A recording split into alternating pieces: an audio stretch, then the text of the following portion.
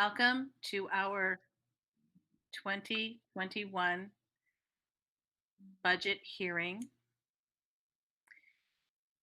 We welcome the public. We are live streaming this meeting, and we are here as a board and our administrators to, with our superintendent, to present the budget so that the public can hear the budget. Because of the governor's stay in place and her executive order, we are unable to have a public hearing in person, and so this is the first ever virtual public hearing. If there are any members of the public who wish to ask questions or have concerns or comments, as we've been doing in our most recent virtual meetings, you may call the superintendent's office, and Martha Allen, the superintendent's administrative assistant, will pass your questions along to the school board. The telephone number for that is 207-582-5346. If you would like to email a question, comment, or concern, the email address is schoolboard@msad11.org. Again, schoolboard@msad11.org. And the telephone number, one more time, is 207-582-5346. I'm going to turn this over now to the superintendent, who will go article by article and present the budget so that you may hear it. Pat? Thank you, Becky. Welcome, everyone. I appreciate you taking a few moments out of your busy schedule to be here with us this evening. I've actually created a PowerPoint presentation that I will share with everyone, and I will be going through this document. Okay. Hopefully everyone can see that. So again, welcome. Appreciate you being here this evening. I would like to go through the proposed 2020-2021 proposed budget. Before I get into next year's budget, I would like to just briefly highlight things that occurred this past year. Of course, COVID-19 really consumed the bulk of our time this past year. I do want to kind of start off just by saying how proud and appreciative I am of the staff and administration. When school was closed on Sunday, I think it was March 15th, our staff and administration immediately went to work to develop a plan to continue for instruction and to deliver meals. We had many staff members who very quickly had to learn how to use Google Classroom and other instructional platforms. They were just amazing. They brought themselves up to speed pretty quickly, and I just want to make sure that everyone knows how appreciative we are for their commitment to students and to families, to make sure that we were meeting the needs of the students and the families within a couple days, as a matter of fact. Also wanted to make sure that everyone knew that as a school district, we distributed to all students in grades K through 12 laptops, so that they had one-to-one laptops, but that the Department of Education, they also donated to school districts around the state and to our school district specifically, laptops for all students K through 3. This past year, through all of this, we have a committee of students and of staff and administrators who were also looking at our elementary math curriculum. And pleased to say that that has been approved. We are going to switch to an iReady elementary math program beginning this next school year.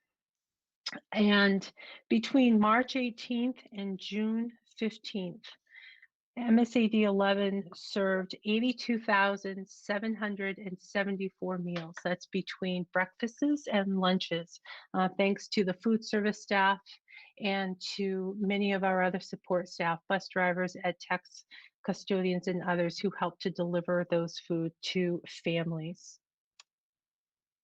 Other highlights, throughout the year, we were working on an early literacy phonics study. In our kindergarten classrooms, we were using a program called Jolly Phonics. The initial analysis shows promise. The results were looking fantastic, and we are expanding to grade one for next year. This past year, we also employed an organization called District Management Group.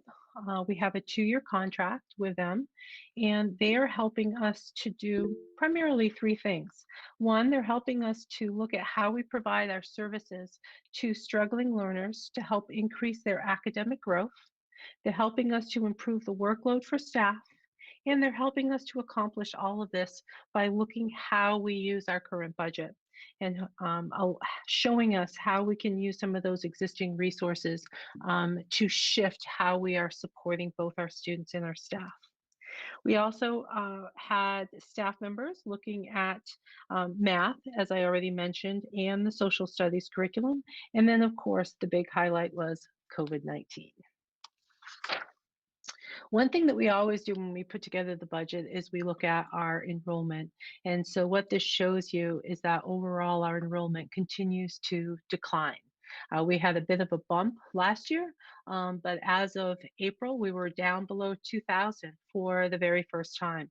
And so our proposed budget will respond to that decline in enrollment. The other thing that the board also looks at, as well as the administration, is there is a district policy that really guides us on class sizes. And so what I've showed you here are what the projected class sizes are for next year based upon the projected enrollment. Um, if you look at the high school, you will see that we're unable to provide an exact number of classroom teachers per grade. That's just because the students, the structure of the high school program is very different from elementary. And I'm not able to provide a precise number. And so instead, I just provide an overall number for all students grades 9 through 12.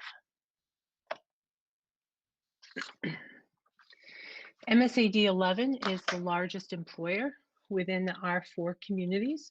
We employ 578 employees, and I've provided a breakdown here so you can see that the majority of our employees are teachers and ed techs. And then at the bottom, you also have others, such as substitutes. We have about 100 individuals who are on our substitute list. Then we have coaches and various other non-employee type positions.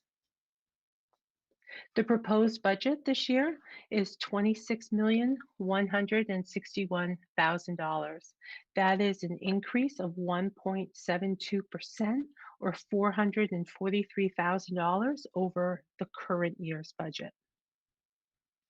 What this shows is the increase of the budget over the last 5 years.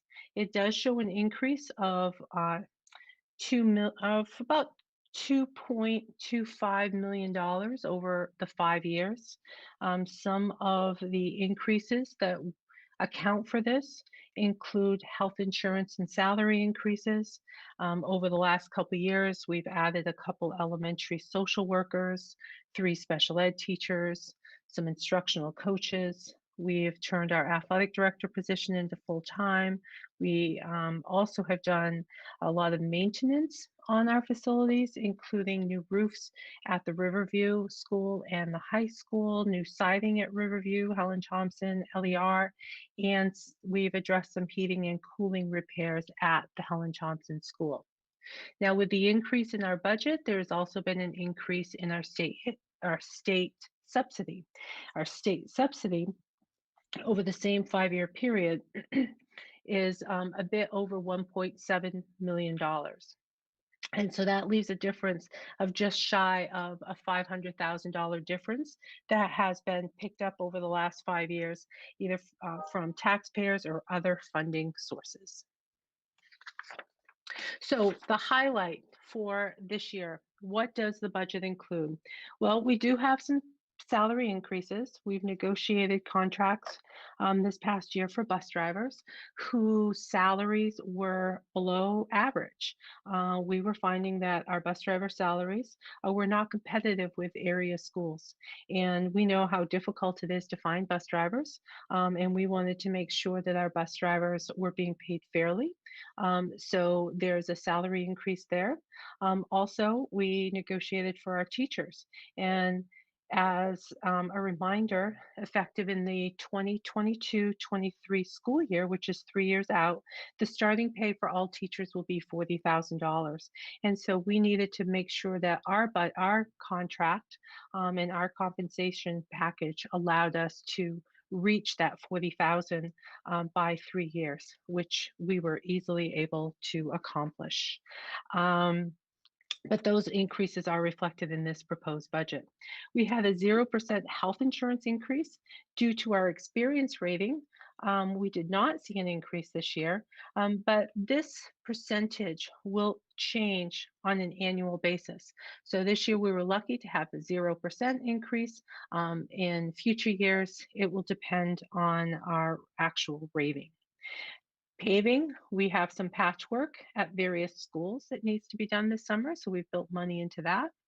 Those who have used the gymnasium at the middle school know that there is some repair necessary of that gym floor.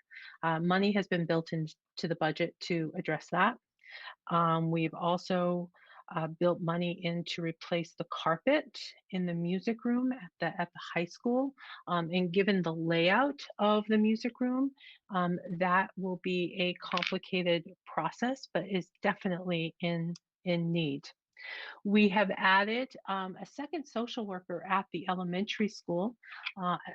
So now we have one social worker who will work with two schools, and the new social worker will work with the other two schools. This is really based on the needs of our student population. We currently have one math coach, and we built into the budget a second math coach and a literacy coach. The coaches are designed to work directly with teachers to internally support our teachers' ongoing learning and to assist in improving instruction.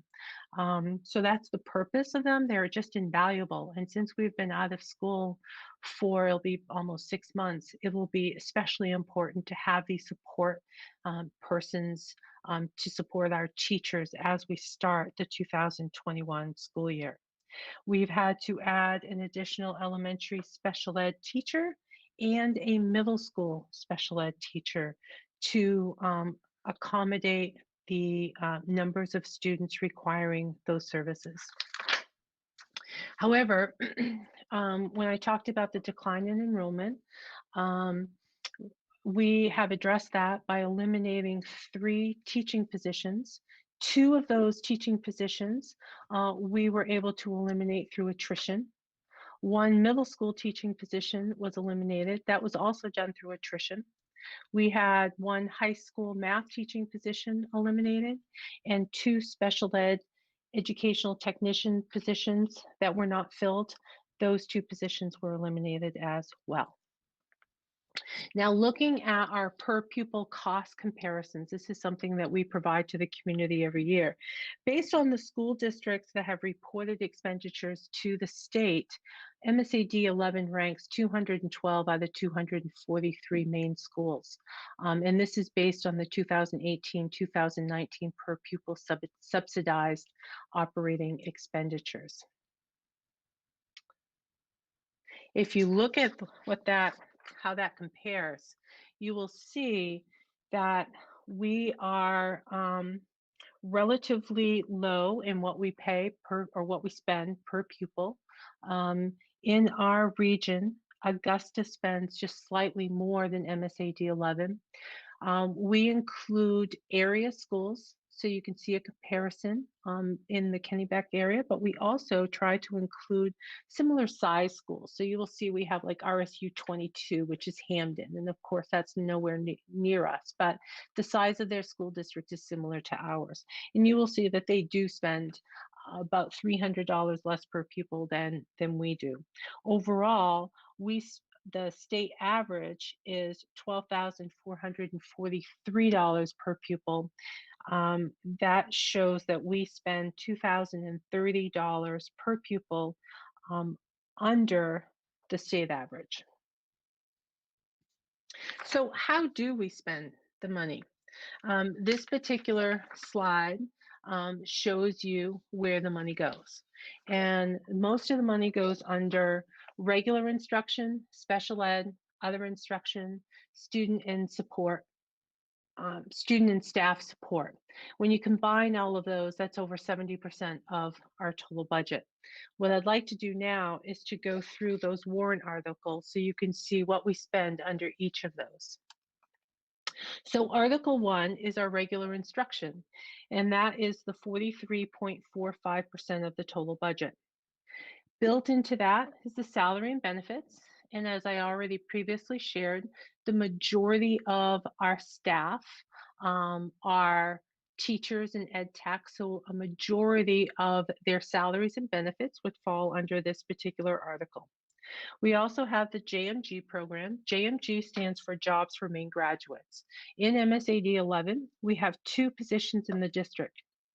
However, we are fortunate to only pay $26,000 for those 2 positions. The JMG program pays the difference. So we're very fortunate to have those programs and those staff members in our school district. One is located at the high school and one is located at the middle school. In addition, we have supplies and equipment. We have our alternative ed program, our REACH program, which is our gifted and talented program. We have English as a second language located here, and this is also where we budget for our appropriation to adult education. Article 2 is special education, and that's 15.49% of our budget. And that also includes salaries and benefits, but also professional services such as occupational therapy, psychological testing. This is where we budget for tuition. Should we have students whose needs were not able to meet within the district, and they attend a private special school, this is where the money comes for that. And we also have to budget for legal fees and contingency. It is not uncommon for us to have students who will move in and out of the district throughout the course of the year. And we need to make sure that if there's a family or a student who moves into the district who requires some of these services that we didn't previously budget for, that we have some money to make sure that the needs of that particular student is met. Article 3 is Career and Technical Center. That is the Capital Area Tech Center in Augusta. I think it was about 3 years ago that the state changed how it did its funding. And so MSAD 11 no longer pays tuition for students to attend. Instead, the Augusta School District receives the funding to run the program directly from the state. Article 4, Other Instruction. That is 2.86 of the budget, and that includes our athletics, drama, music, any type of clubs and activities. It also includes our credit recovery and our academic tutorial program. Article 5, student and staff support. This is where we budget for school guidance, library, technology, curriculum, health, student assessments, and student supports for 504. And 504, that's a federal program that school districts have to have in place, and it allows for us to provide accommodations for students who have identified disabilities. So that's just their term for it is 504. Article 6 is system administration. So that includes school board, the liability insurance that we have to pay, legal fees, audit fees, the superintendent's office, and the business office. That moves us into Article 7, which is the school administration. So that's the building-based administration. So that would cover our principals, their salaries, benefits, our assistant principals, any supplies, equipment, purchase services such as Power School. Article 8 is our transportation. And transportation includes the salaries and the benefits, our bus fleet. We do not own our buses, we lease them from SEER, but the drivers are employees of MSAD 11, but we do have that annual lease to pay. We have the fuel uh, for the buses.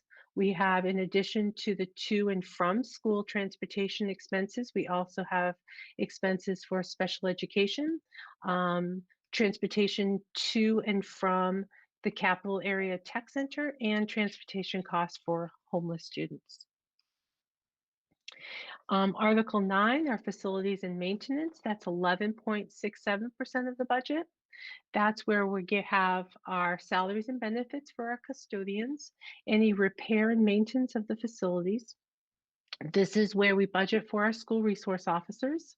And this would cover our electricity, our fuel supplies, and any loans that we have that are specific to renovating our buildings. Excuse me. Article 10, debt service, and at this time, MSAD 11 has no debt on any of our buildings. Article 11 is other commitments, and this is where we fund our school nutrition program and pay for our any expenses that come with our community service program. We also have adult education. Adult education is a $300,000 budget, of which the local share is $105,450. The adult ed department served this past year 43 students in the literacy diploma and college transitions program. They provided 30 high school completion courses. They helped graduate 30 CNAs in partnership with the Maine General Medical Center, and they recorded over 1,800 registrations in more than 340 enrichment courses. We don't yet know what next year is going to look like, but it is our hope that we'll be able to continue such a robust program as the one we currently have in MSAD 11. So what does this budget mean for taxpayers? While we're looking at a 1.74% increase, the impact to taxpayers is actually a decrease. So there is a decrease of 0.28% overall. Every community will see a small decrease except for Pittston. Pittston, because of the assessment and the valuation, property valuation, will see a slight increase of $3,301.29. Also, we are going to be asking the public to approve what's called a Special Education Reserve Fund. The purpose is to establish this reserve fund for unexpected special ed expenditures that occur throughout the course of the year. As I mentioned previously, we can have families move in the district anytime throughout the year. And if there is a need for an out-of-district special purpose school for their child, that can be very expensive. It can run the school district around $100,000 and $150,000 per student when you take into consideration the tuition and the transportation that we have to pay. So rather than building a cushion into the budget in anticipation that we might need that money, instead, we're proposing that we create a reserve account. And so that we put the money in that reserve account, it's available if we need it. And if we don't need it, it just stays in that reserve account for a future time. So we're hoping that the public will support this. It helped us to, again, decrease the amount of money that we had to build in the budget as a cushion. And that's it. That's the overall budget. The budget referendum is next Tuesday at all your local polling places, and we certainly hope that you will take the time to vote to go out and vote. And if you have any questions about the budget, in the meantime, over the next week, to certainly reach out to us, and we're happy to answer any questions. Before I turn it back over to Becky, to close this out, I would like to just make sure, here, I'm going to stop presenting. There, I just want to make sure that for people who are listening, that they are aware that presently we are in the process of preparing for next year. There are 8 committees who are currently meeting. The committees are focused on instruction, athletics, transportation, facilities, food service, resources, communication, and then there's an overall steering committee. And what these committees are doing is they're reviewing our options and conditions that really need to be in place to reopen our schools to staff and students in the fall. The communications committee is going to be responsible for communicating with the public on our plans. So over the next few weeks, you will be receiving communications from us so that you can have a sense of the direction in which we're moving in. The steering committee, it meets on Mondays from 3 to 5. Our meetings are being live streamed. And so they're available for anyone in the public who wants to uh, listen in on the discussions. You can access that live stream from the district website. It is also going to be recorded. So for individuals who are not available to watch it while it's live streamed, you will be able to go in afterwards and watch the recorded version if you are interested. And so Becky, that is my presentation. Thank you. Pat, thank you very much. I'd like, I have a cat visiting, sorry. I'd like to thank you so much for all your hard work and to praise you and our administrators for all of the dozens and hundreds of hours that you all have put in since that Sunday in March when everything came to a stop because of COVID-19.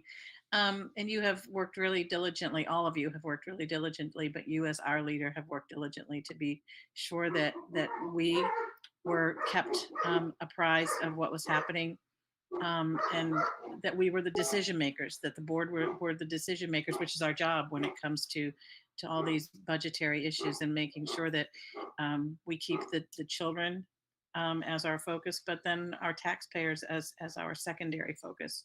And I just am so happy that you're our superintendent and you've led us through all of this. So I just want to personally say thank you. Other board members, I don't know if other board members would like to chime in and say anything. And I'm going to mute because my family just arrived and I'm going to have dogs barking more. Pat, this is Matt. I just wanted to echo what Becky said. I actually texted her in the meeting and said that you did such a wonderful job. So thank you for braving your sickness. I will tell you, and hopefully within the next couple of days you'll start feeling better. So thank you so much. We'll get on to the vote next week, and I'm sure things will work out well. Thank you. Thank you, Matthew. Thank you, Becky. I appreciate it. And of course, it's a team effort, and I know you know that. But I could not do what I do without the amazing administrative team that we have in MSAD 11. So I appreciate all of their work. They're just an amazing group, and we're fortunate to have them all. The amount of work that has been accomplished over these last 4 months is immense. The amount of packets created, meals prepared, meals delivered, attention paid to our students through Google Classroom, and just the support that really pours out from our district is really, I'm just really happy to be part of this. I don't know, did we have any questions or emails from the public? We did not receive any phone calls, and I have not received any emails at this time. Perfect. Well, okay, excellent. If there's no other comments from anyone on the board or administrators, thank you all for being here. Thank you for your participation. I miss seeing you all in person, and hopefully this will be the one and only time we do this way. And please, everyone vote. Our kids count on us. So thank you so much. Thank you.